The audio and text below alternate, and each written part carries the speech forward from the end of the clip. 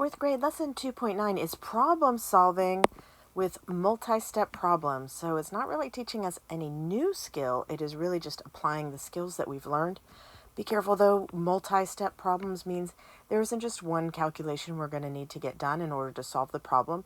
So it just takes a lot of patience and time to read into what they want and then ponder and use our brains to decide how can I get there. So let's have a look at how this looks. Our essential question is, when can you use the draw a diagram strategy to solve a multi-step multiplication problem? And this is like the draw a diagram sort of a thing. And in my steps that we've been using, our step one is to read the problem. Then we underline the question that's there. We circle the information. We draw it if we need to in order to digest the information that's there, and then we calculate it. So my answer to this is draw it whenever I need my brain to digest the information and figure out what I need to do. But there's some diagrams that we can use for that. So let's unlock the problem. At the Sea Park, one section in the stadium has 9 rows with 18 seats in each row. In the center of each of the first 6 rows, 8 seats are in the splash zone. How many seats are not in the splash zone? Okay, we have read it. Let's underline. How many seats are not in the splash zone is the question I need to answer. One of the reasons I go ahead and underline questions is because I may go through calculations and get an answer and think, okay, that's the answer. And I always go back and check, did I answer the question they asked me? Because sometimes we'll calculate and go, okay, calculated, done, answer's there. But if it's not the question they asked me, then I'm not done yet. So that's part of the reason I underline those. I always go back and check, is that answering the question that they asked? Let's circle the information they gave us. The stadium has 9 rows, and each row has 18 seats.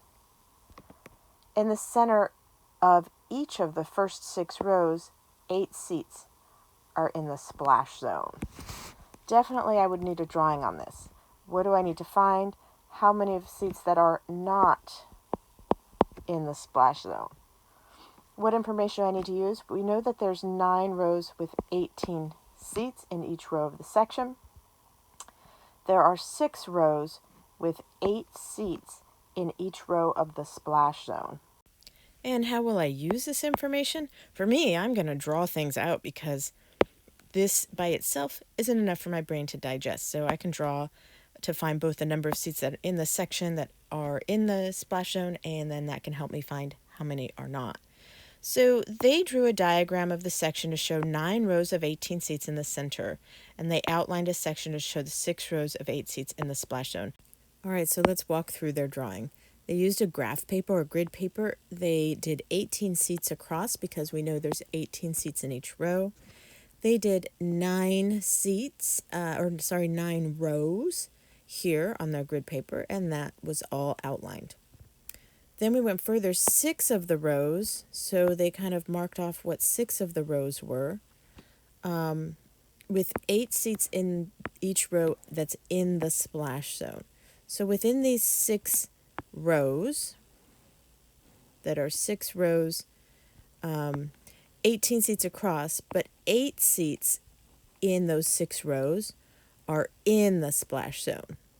Okay, so I'm going to do a little bit of highlighting here. Okay, so I've highlighted the splash zone a little bit to help my brain see that even more clearly. So we know that in the total amount of seats, we need to find out how many total seats there are first, right? Because we want to know how many are not in the splash zone. So let's do with step 1, 1 bite at a time, right? We're not going to shove a whole waffle in our mouth and not be able to chew it up. We're going to do 1 bite at a time. Let's first find out how many total seats there are in that whole area. There are 18 across, and there's 9 rows of those. So there's 18 plus 18 plus 18 plus 18 plus 18, and on and on and on, 9 times over. And we could add 18 to itself 9 times, but it's easier to use the shortcut. So we have 18 times 9. We'll do 9 times the 10, which is 90, and 9 times the 8, which is 72, for a total of 162. So there's a total of 162 seats in the whole area. Now let's talk about how many are in the splash zone. How many are in the splash zone? Well, we have 6 rows that have 8 seats in them. So we have 8 plus 8 plus 8 plus 8 plus 8 plus 8. And of course, the shortcut for adding repeatedly would be multiplication. 8 times 6. You might have that memorized. If you don't, check on your grid. That is going to be 48. Okay, so here's where we're at. We know that there are 162 seats total. And we know that out of those 162 seats, 48 of them are in the splash zone. The question was how many seats are not in the splash zone. So what would I do from here? Yeah, I think a lot of you are onto it. We're going to take all of the 162 seats that are there, and we'll take away from it the amount of seats that are in the splash zone. And once we take those out, we will know how many seats are not in the splash zone. So it's a lot of question asking of ourselves and pondering and thinking about the situation so that we know which calculation to do. So we subtract 162 minus 48, and that told us that there is 114 seats that are not in the splash zone. So it's a total of 162 seats. 48 are in the splash zone, 114 are not in the splash zone, and of course if I added those together I'd be back at 162, and that's how I could check my answer. All right, this is just something that with practice becomes a little easier and easier. It feels real overwhelming at first, so don't worry. You'll get it slowly but surely. You'll start to gain the confidence that you can do this on your own. Until then, we practice together. At the Sea Park, one section of the Shark Theater has 8 rows with 14 seats in each row. In the middle of the section, 4 rows of 6 seats are reserved. How many seats are not reserved? Underline the question they've asked me. How many seats are not reserved? What do I need to find? Seats not reserved. Circle the information they gave us. We know they have 8 rows that have 14 seats in each row. The middle of the section, 4 rows of 6 seats are reserved. So the information we need is 8 rows with 14 seats, and a reserved has 4 rows of 6 seats. How will I use this information?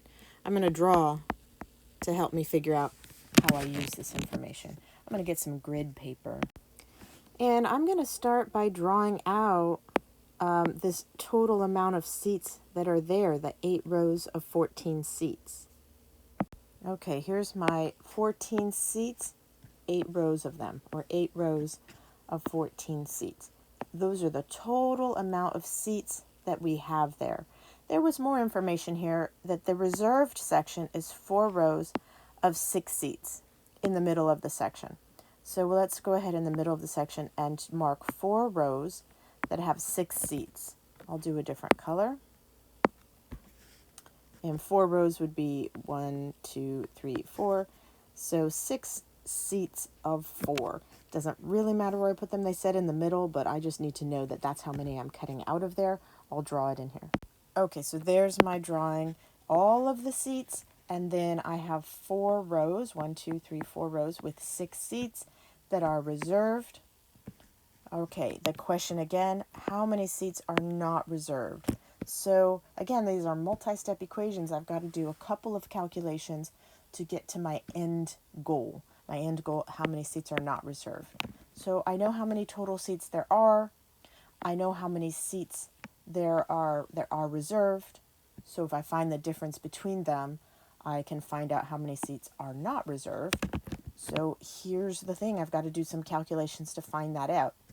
So I have 14 seats in groups of 8 rows. I'm going to find out how many seats there are altogether. That's my first step. So there's 14 added to itself 8 times over. The shortcut for that, of course, is multiplication. 14 8 times over.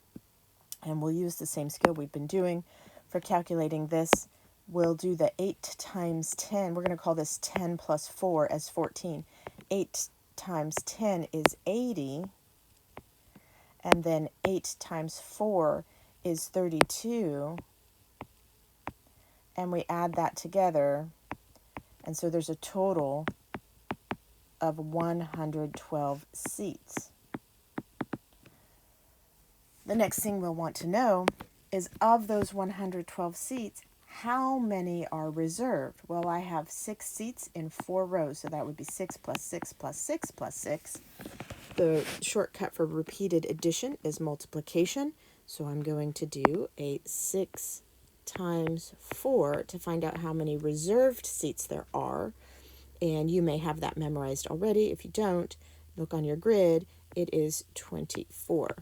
So we have 24 reserved seats. Okay? But that isn't the question they asked, right? That's why we always go back. Okay, what did they ask me again? How many seats are not reserved?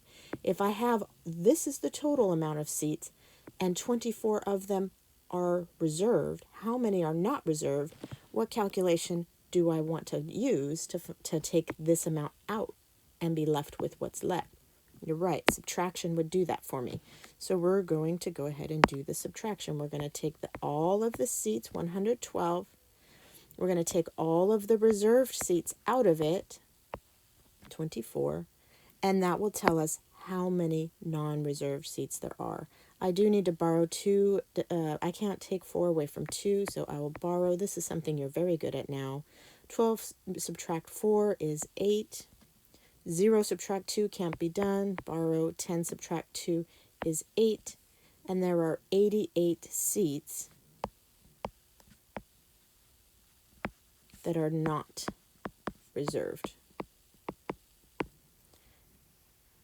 How did your diagram help you solve the problem? Well, it helped my brain visualize what was going on, and when I can visualize what's going on, my brain starts to figure out what calculations need to be done.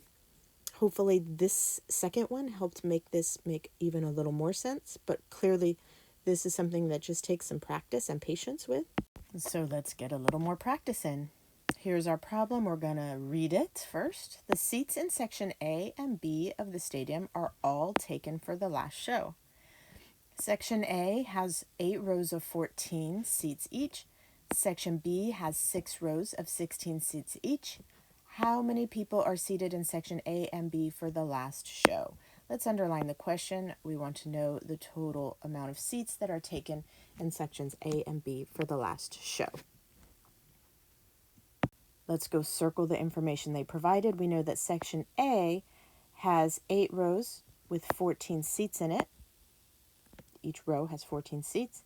And section B has 6 rows with 16 seats each. Let's go ahead and draw the picture. We've got section A here. We're going to need 8 rows of 14. And then section B, we're going to need 6 rows of 16. They gave us some grid paper here, so I'm going to use that. I'm going to start with section A. All right, there is section A. It is 8 rows of 14 seats each. And so this would be 14 plus 14 plus 14 plus 14 plus 14, 8 times over. And our shortcut for repeated addition like that is to multiply 14 times 8, because we're adding 14 8 times over. So we're going to go ahead and put that calculation there. We know we're going to have to do that. We'll do it in a moment, but that's something we know we're going to have to do. Now let's look at the other piece of information. Section B is 6 rows of 16, so I'm going to draw that. Okay, so I would have 16 plus 16 plus 16 plus 16 plus 16 plus 16. That is 16 added to itself 6 times over. And I mean, if you wanted to add it, you could, but it seems like it would be awful. I would rather just multiply to get that as a shortcut. I mean, another option is you can go in and count each one of these, and maybe for a while you do that, but it is much faster once you get used to your multiplication to just do the multiplication. Let's go ahead and do the multiplication. This will tell us how many seats there are in A and how many seats there are in B. So again, we're going to look at 14 as a 10 plus 4 scenario. Let's do the 8 times 10, which is 80. And then the 8 times 4, if it's not memorized, check your grid, it's 32. And we'll add those together. We're using the distributive property on that. So 2, and then 8, 9, 10, 11. So there's 112 seats in section A. Then let's do section B. It's 6 rows with 16 seats in each row. We're going to look at 16 split apart as 10 plus 6. We'll do 6 times 10, which is 60. And then the 6 times 6, which is 36. You can see how having those multiplication facts memorized help with this algorithm. 6 plus 3 is 9, so there's a total of 96 in section B. Does that answer our question? Did they ask me how many are in section A or how many are in section B? They asked me how many people are seated in sections A and B. They want all of it, A and B. So how many total seats are that? It's 112 and 96 more. Find the total number of seats, 112 and 96 more. Now this part you're very good at already. We just add that all together. There's a total of 208 seats. There are 208 people seated in sections A and B for the last show. Hopefully that's becoming easier and easier. We'll look at a few more if you feel like you need them. This one continues off of number 1. It says, well, what if sections A and B each had only 7 rows? How many people would have been seated in sections A and B? And sometimes I'll have kids who will read this, a question like this, thinking, okay, I've finished this one, I've forgotten all about it, and then they're like, Ms. Sanchez, I don't know what to do. And I have to remind them, look, it's just carrying over this one and making a few changes in information to up here. So that's all we're doing. So if section A and section B had 7 rows, let's underline that, or circle it, I should say. How many people would have been seated in A and B? It's the same question. We've just made a change to the circled information. Instead of 8 rows, we now have 7. Instead of 6 rows, we now have 7. But section A, they didn't change how many seats, and section B, they didn't change how many seats in each row. So I would just adjust my picture. There's my updated picture. I have 14 seats in 7 rows this time and 16 seats in 7 rows this time. I'll just need to find out how much that is. 14 plus 14 plus 14 plus 14 plus 14 plus 14 plus 14. Or the nice shortcut for that is to multiply that. Again, I'm looking at this as 10 plus 4 to make 14. 7 times 10 is 70. And 7 times 4 is 28. So in section A are 98 seats. And I'm looking at 16 plus 16 plus 16 plus 16 plus 16 7 times over. Let's do the shortcut. Let's look at this as 10 plus 6. Let's do the 10 first. 7 times 10 is 70. And 7 times 6 is 42 for a total of 112 seats. So how much now do I have in total seats for A and B? I would add those together, 98 plus 112, and I'm going to get 210 seats. All right, more practice helps us get better and better. It helps it sink in more deeply and understandable. We always start by reading it. Brenda's vegetable garden has 13 rows with 8 plants in each row.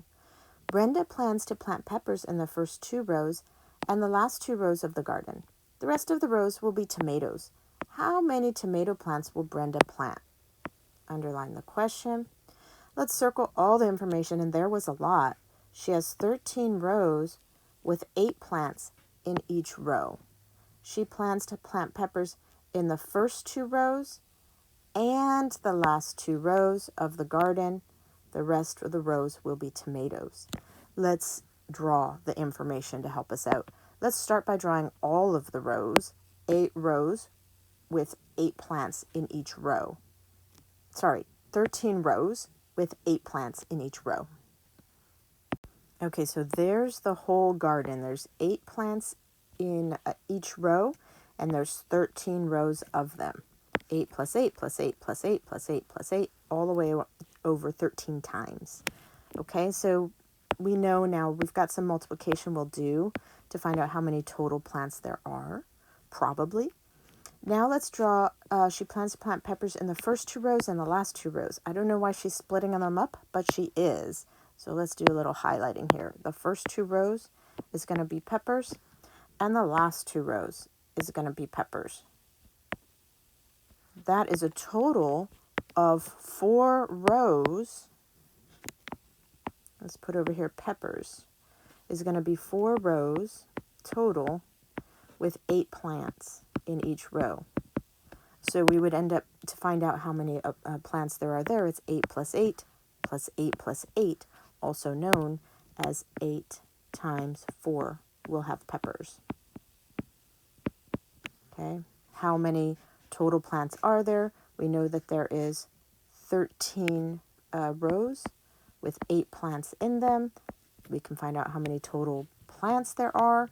That will help us get to the question, how many tomato plants will Brenda plant? So remember, the peppers are here. The tomatoes are the rest. Let's do that as a highlighter.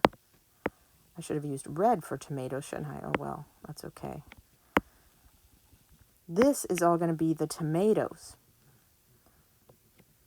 We could work backwards if you wanted to. We have 1, 2, 3, 4, 5, 6, 7, 8, 9 rows that have 8 plants. That's another route we could take. It would probably be faster, actually. 9 rows with 8 plants is going to be how many tomato plants there are. When we have the picture, we can see different paths to get there. All right, let's do that calculation. That's going to give us the answer. 9 times 8, memorized yet? Nope, check the grid. Okay, 72. There's 72 tomato plants. If we didn't see that route, we can still keep going this route. We know this is going to tell us all of the plants. This is going to tell us how many are peppers. So we'll do this. This is 10 plus 3 to make 13. We'll do 8 times 10 is 80. 8 times 3 is 24. There is a total, 8, 9, 10, of 104 plants. Of those, 32 are peppers. So let's take the peppers out of there. And we would end up with the tomato plants. So it's a good example of how when you draw it out, you can kind of start to see different paths to get there, but you're still going to get there. So here we are on our last practice one on the video, and then you can decide after that if you need me to practice more with you in person or if you're feeling like you get this. So we'll decide that after this problem. There are 8 rows of 22 chairs set up for an award ceremony at the school. In each row, the 2 chairs on each end are reserved for students receiving awards. The rest of the chairs are for guests. How many chairs are there for guests? That's the question we need to make sure to answer. We have 8 rows of 22 chairs set up. The 2 chairs on each end are reserved for students receiving awards. Let's draw this picture. Let's start with how many total chairs there are. We're going to do 8 rows of 22 chairs. All right, here is our 8 rows with 22 chairs. If I wanted to know how many chairs there were in total, I would do 22 plus 22 plus 22 plus 22 plus 22 plus 22. But who wants to do that 8 times over? Instead, we'll add 22 8 times over by multiplying. 22 times 8 would give us how many total chairs there were. I'll put that over here. 22 times 8 will give us total chairs if we need that calculation. Planning ahead in case we need it. All right. Now they're telling us that on each end, there's 2 chairs on each end of all of the rows that are reserved. This is looking like the tomato question a little bit. So let's go highlighter here. Reserved, reserved, reserved, reserved. Okay, so I have 8 plus 8 plus 8 plus 8 that are reserved. That is 8 added to itself 4 times over. That's 8 times 4 will tell us how many reserved seats there are. So if I found the total amount of chairs and then I took away from it the reserved seats, that would tell me how many chairs there are for guests. Remember, those were reserved for students who were receiving awards. The rest were for the guests. This is all for the guests trapped on the inside, right? So one way to solve this problem, find out how many total chairs there are, find out how many are reserved. We'll do that real quick. We have, this is the same as 20 plus 2. 22 is the same as 20 plus 2. 8 times 20, that is 8 times 2 tens, and that is 16 tens, or 160. Then we have 8 times 2, which is 16, and all added together is 176 total chairs. Of those total chairs, 8 times 4 of those are reserved. 8 times 4 is 32. Easy if your math facts are memorized, right? This goes pretty fast if your math facts are memorized. 6 minus 2 is 4. 7 minus 3 is 4. And 1 minus nothing is 144 chairs that are not reserved. I subtracted that because these are how many that are total.